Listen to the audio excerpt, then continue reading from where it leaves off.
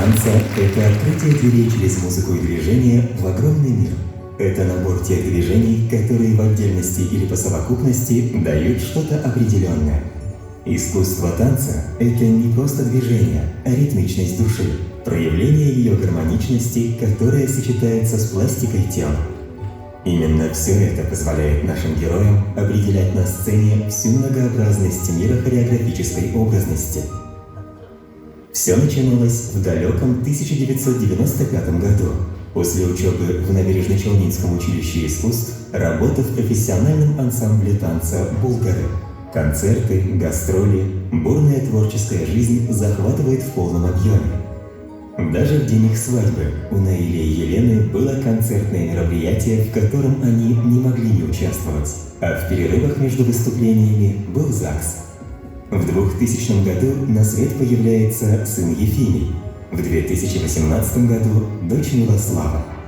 В 14 лет сын отправляется на гастроли на 1 месяц во Францию вместе со своими родителями в составе театра танца «Булгары». Это был очень ответственный и незабываемый опыт в жизни молодого человека. Жизнь бьет полным ключом. Концерты, гастроли, мероприятия, участие в межрегиональных и международных фестивалях и конкурсах, приглашения в составы жюри, а также приглашения на конкурсы, не связанные с профессиональной деятельностью. Творческая деятельность Наили и Елены связана и с постановочной работой.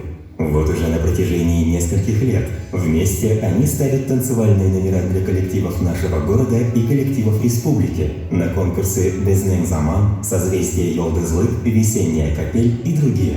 Также вместе работают как хореографы-постановщики на городских мероприятиях, таких как Сабантуй, и за пределами города и республики.